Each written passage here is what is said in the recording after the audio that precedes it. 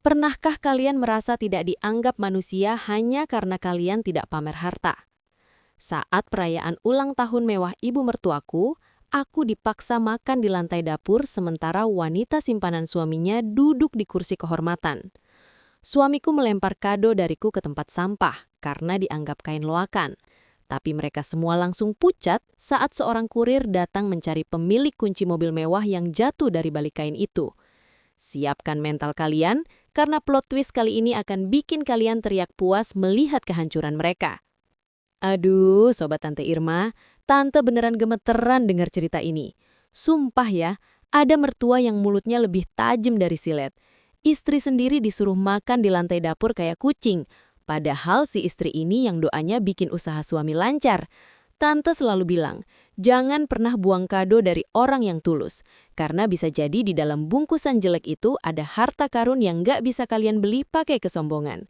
Yuk kita lihat gimana Rania kasih pelajaran buat suami dan mertua nggak tahu diri ini.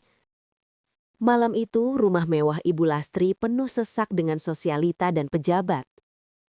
Rania, menantu yang hanya dianggap pembawa sial karena berasal dari panti asuhan, datang dengan baju yang paling bagus yang ia punya, sebuah tunik sederhana.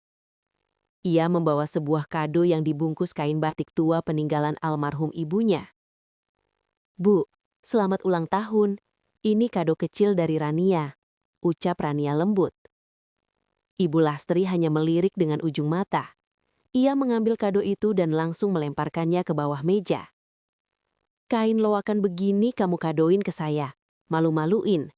Lihat ini, Siska rekan bisnis Adam saja kasih tas merek ternama seharga 50 juta. Kamu mending ke dapur sana, cuci piring. Jangan berani-berani duduk di meja utama. Nanti tamu saya mual lihat kamu." Adam, suami Rania hanya diam sambil asyik menuangkan minuman untuk Siska. "Nurani, dengerin kata ibu. Sana ke belakang. Jangan bikin aku malu di depan rekan-rekan bisnisku." Rania hanya menunduk. Ia berjalan ke dapur dan duduk di lantai keramik yang dingin, memakan sisa makanan catering yang sudah dingin. Ia hanya bisa mengelus perutnya yang ternyata sedang mengandung buah hati Adam yang sudah ia rahasiakan selama 2 bulan. Namun Rania tersenyum getir. Ia tahu, di dalam kain batik yang dibuang ke bawah meja itu, ada sesuatu yang akan mengubah hidup mereka selamanya. Di tengah acara tiup lilin, seorang kurir berseragam rapi dengan logo dealer mobil mewah ternama datang mengetuk pintu. "Maaf mengganggu, saya mencari pemilik mobil seri terbatas yang baru saja dikirim ke alamat ini. Kami menemukan kunci cadangan dan surat asuransi atas nama Ibu Rania tertinggal di kantor kami," ucap kurir itu keras. Seluruh tamu terdiam. Adam tertawa meremehkan. "Mas, salah alamat kali. Rania itu pembantu saya di dapur. Mana mungkin dia punya mobil mewah? Saya saja yang CEO baru mau inden mobil itu bulan depan." Siska, teman wanita Adam, ikut menimpali. "Paling itu mobil mainan, Mas Kurir." Namun, kurir itu justru berjalan menuju tumpukan kado di bawah meja. Ia melihat kain batik yang tergeletak di sana. "Loh, ini kainnya. Ini pembungkus dokumen BPKB yang tadi saya lihat." Kurir itu mengambil kain tersebut dan di dalamnya terjatuh sebuah kunci mobil dengan logo emas yang berkilau. Bu Lastri dan Ada melotot. Rania keluar dari dapur dengan wajah tenang, masih memegang serbet pembersih. "Kunci itu milikku, Mas. Mobil itu kado ulang tahun untuk ibu, tapi sepertinya ibu lebih suka tas dari Siska ya." Suasana pesta yang tadinya bising mendadak sunyi senyap. Hanya suara detak jam dinding yang terdengar. Adam mendekati kurir itu dan merampas kunci emas tersebut. "Ini pasti salah paham. Rania, kamu dapat uang dari mana? Kamu jual diri? Atau kamu curi uang perusahaanku?" teriak Adam dengan mata memerah. Rania hanya tersenyum tipis, sebuah senyuman yang belum pernah dilihat Adam selama 3 tahun pernikahan mereka. "Perusahaan kamu, Mas. Kamu yakin itu perusahaanmu?" Tiba-tiba pintu depan rumah terbuka lagi. Kali ini bukan kurir, melainkan Pak Burhan, pengacara paling disegani di kota itu, bersama 2 orang pria berjas hitam. Pak Burhan berjalan melewati kerumunan tamu dan langsung membungkuk hormat di depan Rania. "Mohon maaf atas keterlambatan kami, Nona Rania. Berkas pengalihan saham penuh sudah siap ditandatangani, ucap Pak Burhan dengan suara lantang. Pak Burhan kemudian menatap Adam dengan tajam. Pak Adam, perkenalkan ini adalah Nona Rania Adiningrat, pemilik tunggal dari Adiningrat Group. Yayasan Panti Asuhan tempat Rania berasal adalah pemilik 70% saham di perusahaan yang Anda pimpin sekarang. Dan hari ini, masa jabatan Anda sebagai CEO secara resmi berakhir atas perintah pemilik saham mayoritas. Bu Lastri, sang mertua, hampir pingsan. Ia mencoba memegang tangan Rania dengan tangan yang gemetar. Rania, sayang, kenapa nggak bilang dari dulu kalau kamu orang kaya? Ibu kan cuma mau ngetes mental kamu tadi di dapur. Ayo nak, duduk di meja utama. Ini kursi kehormatan buat kamu. Ucapnya dengan suara yang dibuat-buat manis. Rania melepaskan tangan Bu Lastri dengan pelan namun tegas. Maaf Bu, lantai dapur tadi sudah cukup nyaman buat saya. Kursi kehormatan ini berikan saja pada Siska. Bukankah dia rekan bisnis idaman Mas Adam? Siska yang tadi menghina kado kain batik Rania sekarang mencoba menyelinap keluar lewat pintu samping karena malu. Namun asisten Pak Burhan segera menghalangi jalannya. Nona Siska, Anda juga punya urusan dengan kami terkait laporan penggelapan dana proyek di Adiningrat Group yang Anda lakukan bersama Pak Adam. Adam jatuh berlutut di depan kaki Rania. Rania, tolong, aku hilaf. Aku sayang kamu. Aku nggak tahu kalau kamu. Kalau aku kaya? Potong Rania dingin. Kamu hanya sayang pada posisimu, Adam, bukan padaku. Kamu membiarkan istrimu makan di lantai saat kamu berpesta. Hari ini, aku tidak hanya mengambil kembali perusahaan itu, tapi aku juga membawa surat cerai yang sudah aku tanda tangani. Silakan nikmati pesta ulang tahun ibu yang terakhir di rumah ini, karena rumah ini juga aset perusahaan yang akan segera disita. Di tengah kekacauan itu, Rania mengelus perutnya yang masih rata.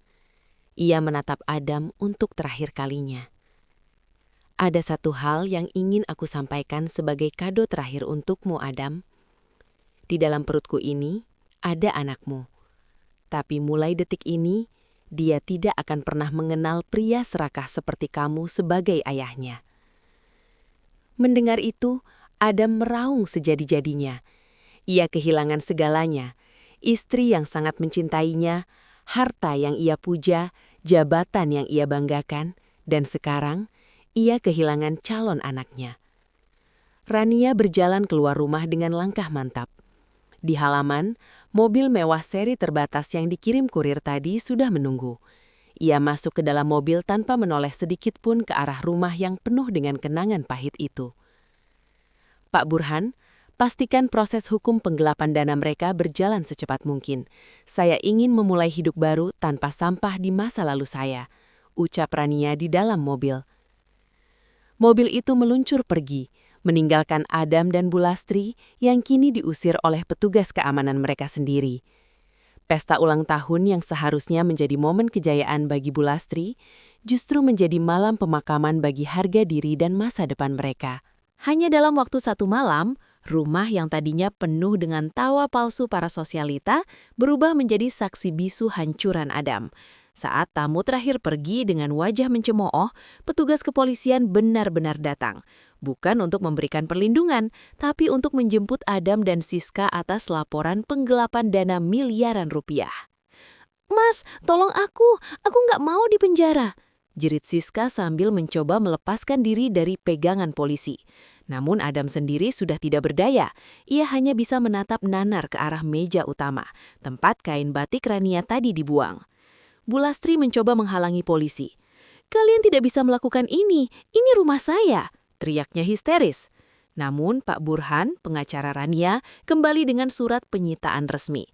Rumah ini, perhiasan yang ibu pakai, bahkan tas mewah dari Siska itu, semuanya dibeli dengan uang perusahaan yang digelapkan. Semuanya disita atas nama negara dan pemilik sah saham Nona Rania.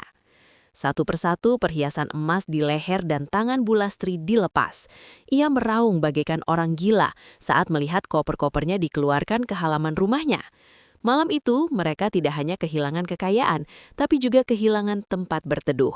Adam diseret ke mobil tahanan, sementara Bulastri terduduk di trotoar depan gerbang rumahnya sendiri, ditemani tumpukan kado yang kini tak ada harganya. 6 bulan berlalu. Adam kini mendekam di penjara yang sempit dan pengap. Tidak ada lagi setelan jas mahal atau parfum bermerek. Yang ada hanya seragam oranye dan bau keringat. Siska, wanita yang ia pilih untuk mengkhianati Rania, ternyata telah mengkhianatinya lebih dulu. Di pengadilan, Siska melemparkan semua kesalahan pada Adam agar hukumannya diringankan. Suatu hari, Rania datang menjenguk. Ia tampil sangat cantik dengan aura keibuan yang terpancar kuat. Perutnya kini sudah membuncit, menunjukkan tanda-tanda kehidupan yang sehat. Adam menangis sejadi-jadinya di balik kaca pembatas. "Rania, maafkan aku. Aku sadar sekarang. Kamu adalah segalanya bagiku. Tolong cabut laporannya. Aku ingin melihat anak kita lahir." Isak Adam sambil menempelkan tangannya di kaca. Rania hanya menatapnya dengan pandangan dingin yang tenang. "Aku datang bukan untuk memaafkanmu, Adam. Aku datang untuk menunjukkan bahwa anak ini akan tumbuh besar tanpa bayang-bayang ayah yang kejam. Dia akan memakai nama keluargaku, Adiningrat. Dan soal pengampunan, mintalah pada Tuhan, bukan padaku. Karena luka saat aku makan di lantai dapurmu tidak akan pernah bisa sembuh hanya dengan air mata palsumu ini." Hari pembebasan Rania dari masa lalunya ditandai dengan peresmian Yayasan Batik Adiningrat. Rumah mewah yang dulu menjadi tempat penghinaannya, kini diubah menjadi sekolah gratis dan tempat penampungan bagi wanita-wanita yang mengalami kekerasan dalam rumah tangga. Di acara peresmian itu, Rania memakai kain batik tua yang dulu dihina oleh Bulastri. Namun kali ini, semua orang menatap kain itu dengan penuh hormat. Kain itu kini menjadi simbol kekuatan dan ketabahan. Rania membuktikan bahwa kemewahan yang sejati bukan terletak pada label harga, tapi pada seberapa besar manfaat kita bagi orang lain. Kabar terakhir menyebutkan, Bulastri kini tinggal di kontrakan sempit di pinggiran kota. Bekerja sebagai buruh cuci untuk menyambung hidup, pekerjaan yang dulu sering ia gunakan untuk menghina Rania. Rania telah memenangkan segalanya. Kehormatannya kembali, perusahaannya semakin maju, dan ia siap menyambut kelahiran anaknya dengan penuh cinta. Berdiri di podium, di depan ratusan pasang mata yang mengaguminya, Rania berkata, "Jangan pernah biarkan siapapun membuatmu merasa kecil. Karena di tangan yang tepat, sehelai kain batik tua bisa menjadi kunci untuk membuka pintu dunia." Rania tersenyum, bukan senyum kemenangan yang sombong, tapi senyum damai seorang wanita yang telah berhasil menemukan jati dirinya kembali. Gimana Sobat Tante Irma? Puas nggak? Puas nggak? Tante sih puas banget, sampai mau tumpengan rasanya.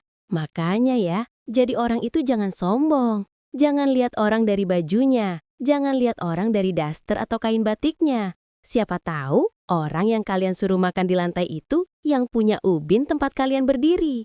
Buat para suami, ingat ya, doa istri itu yang bikin rezeki kalian lancar. Kalau kalian sakiti hatinya, apalagi sampai disuruh makan di lantai, jangan kaget kalau rezeki kalian dicabut sampai ke akar-akarnya.